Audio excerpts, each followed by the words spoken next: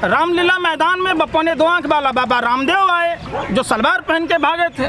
और ये ललकार किसकी थी जो आपने रामलीला मैदान से लगाई थी? आपने जो रामलीला मैदान से सलवार पहनकर भागी वो सलवार किसकी थी? बाबा रामदेव को बताना होगा। बाबा रामदेव ने कहा था कि काला धन इतना है, भाइयों बहनों छात्रों, रजत शर्मा जी को, जो रजत शर्मा जी पद्म सम्मान के भूखे, क्रिकेट कंट्रोल बोर्ड में मेंबर बनने के लिए, नेहरू म्यूजियम में मेंबर बनने के लिए देश के दलाल मीडिया के पत्रकारों ने देश का बेड़ा गर्क करा।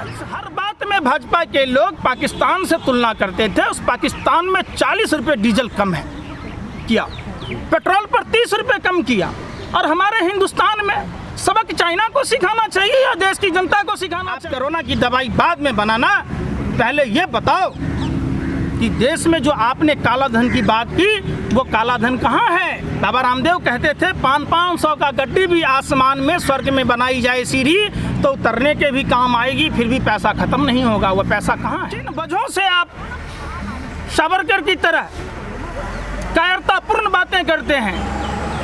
आपने तो 56 इंची सीना की बात की थी, आपका 56 इंची सीना कहाँ है? देश देखना चाह रहा है। प्रधानमंत्री जी कहते थे भाइयों बहनों मित्रों चाइना बॉर्डर में आता है और पिकनिक मना के जाता है। तो आज क्या करके जा रहा है? आज तो डिनर लंच सब करके जा रहा है। नरेंद्र मोदी जैसा फेंकू हो, योगेंद्रनाथ हो, तो बाकी मंत्रियों का क्या कहना? इनके सारे मंत्री बेशर्म हैं। इन्होंने कहा कि चाइना ने हमारी इतनी ज़मीन कैप्चर कर ली। इनको ये नहीं पता कि धरती की परिधि कितनी है। क्या अगर आपके पूर्वज कोई गलती कर बैठे तो क्या आप भी वही काम करोगे या उस गलती को सुधारने का काम होगा? जितना भाजपा के तमाम मंत्री, प्रधानमंत्री, तारिपार गिरी मंत्री राहुल गांधी के ऊपर लगे होते हैं, कांग्रेस से सवाल पूछने में लगे होते हैं, अगर देश की सरहदों के बारे में अगर सोचा होता तो आज भूटान जैसा देश पानी नहीं रोक रहा होता, नेपाल जैसा देश सीमा पर फायरिंग नहीं कर रहा होता, पाकिस्तान जैसा देश भारत को बार बार परेशान नहीं कर रहा होता। जिस चाइना के साथ तारिपार गृह मंत्री इसलिए चुप है कि इनके बेटे के साथ उसका धंधा चलता है। जो स्टील का प्लांट लगाने वाले हैं कच्छ में, उसमें अमित शाह के बेटे जैसा की हिस्सेदारी है, ये बताना होगा। पूरे गुजरात को इन्होंने गिरवी रखा, साथ में देश को भी गिरवी रखा। प्रधानमंत्री जी अगर आपको बोलने नहीं आता है तो आप बोलते क्यों? ये कहते हैं सेना मारते मारते मर गई। सेना मरती नहीं है, सेना शहीद होती है। दूसरी बात, एक ब्रह्मास्त्र प्रधानमंत्री जी ने दे दिया चाइना को, ये कहकर कि हमारी 1 इंच भूमि पर भी चाइना का कब्जा नहीं है। चाइना ना ही हमारे ज़मीन में घुसा था। ये क्या बोल रहे प्रधानमंत्री जी को खुद ही नहीं पता होता है, क्योंकि प्रधानमंत्री जी का सारा चीज़ जो है वो झूठ पर आधारित होता है। प्रधानमंत्री जी से खास करके हाथ जोड़कर विनती है, यहाँ की चांदनी मिट्टी का ही गुणगान करता हूँ, मुझे चिंता नहीं है स्वर्ग जाकर मोक्ष पाने की, तिरंगा हो कफन मेरा बस यही अरमान रखता हूँ, कैसे सोऊं सुकून की नींद में, साहब सुकून से सुलाने वाले के सब आए हैं। रंगबाजी चाइना के इस आतंक बेरंग होनी चाहिए, हो गया आगाज बस अब जंग होनी चाहिए, छिन गए लाल कितने माँ भारती की गोद से, कोख चाइना की भी तंग होनी चाहिए।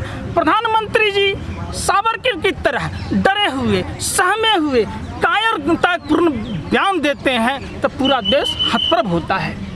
देश के प्रधानमंत्री ने चाइना को ब्रह्मास्त्र दे दिया। जो विश्व समुदाय के लोग जो भारत की मदद करने को तैयार थे वो भी बैकफुट पर हो गए।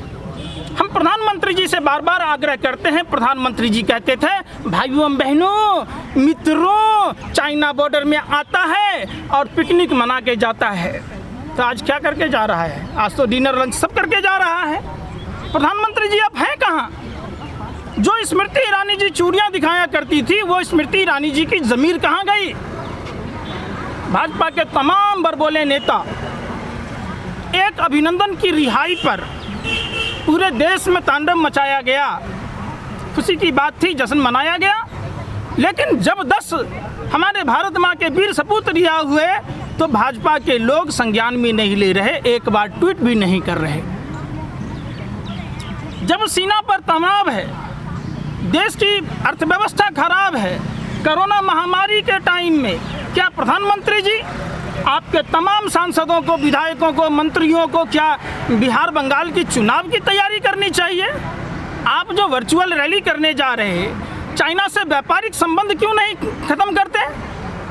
प्रधानमंत्री जी की पार्टी के लोगों का चाइना का जो पूंजी निवेश इंडिया में हो रहा है, उसमें उनकी हिस्सेदारी का होना, इस वजह से प्रधानमंत्री जी बैकफुट पर है। देश पूछना चाहता है किन वजहों से आप सावरकर की तरह कायरतापूर्ण बातें करते हैं।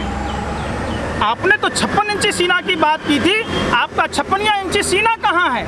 देश देखना चाह रहा है जी। और सरदार वल्लभ भाई पटेल की मूर्ति पर भी जो सवाल उठ रहे हैं सर, उस पर आप क्या कहना चाहेंगे? चाइना की वरिष्ठ पत्रकार ने कहा था कि 332 करोड़ रुपया ही सरदार पटेल की प्रतिमा पर खर्च हुए, बाकी के भारत और चाइना के बिचौलिए खा गए। अजीत डोभाल, राष्ट्रीय सुरक्षा सलाहकार, उनके बेटे का पाकिस्तान में धंधा चलता है। ये कैसी देशभक्ति की बातें करते हैं?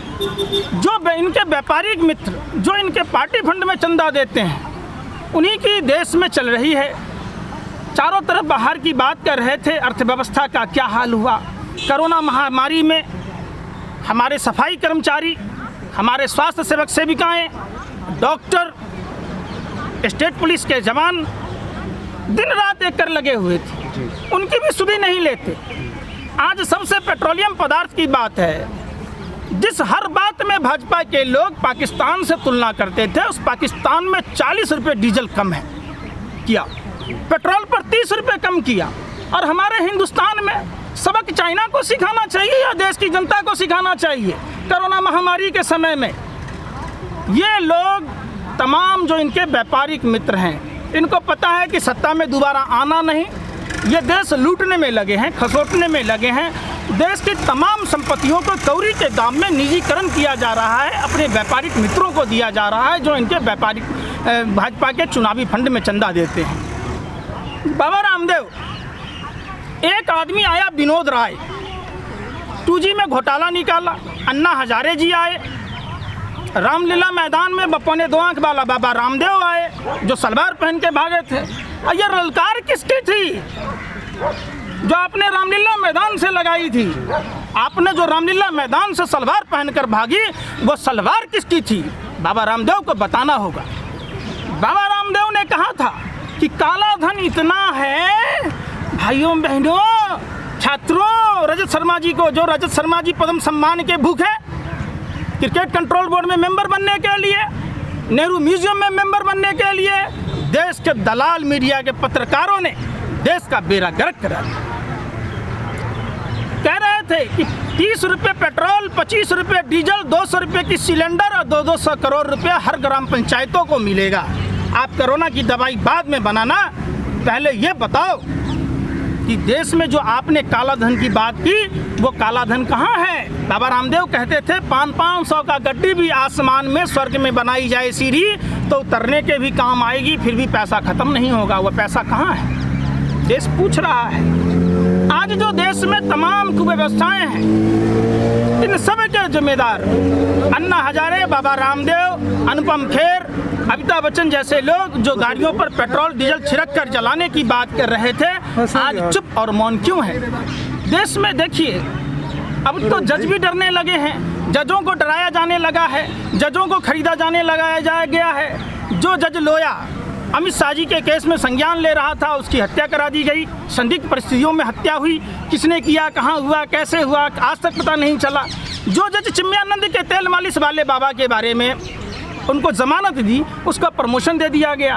जो जज दिल्ली दंगों में संज्ञान लिया, उसको रातों रात ट्रांसफ़र कर दिया गया। जो जज पीपीए किट में घोटालों पर संज्ञान लिया, उस जज को ट्रांसफ़र कर दिया गया। देश पूछ रहा है, आखिर न्याय पालिका पर लोग कैसे भरोसा करेगा? देश में बताना होगा कानून मंत्री को, प्रधानमंत्री को। आज देश में चारों तरफ जो अफरा तफरी का माहौल है, इसके लिए भाजपा और भाजपा के लोग जवाब दें। बहुजन समाज से जुड़ी हर खबर को देखने के लिए बहुजन टीवी वीडियो को लाइक कीजिए, सब्सक्राइब कीजिए और शेयर कीजिए।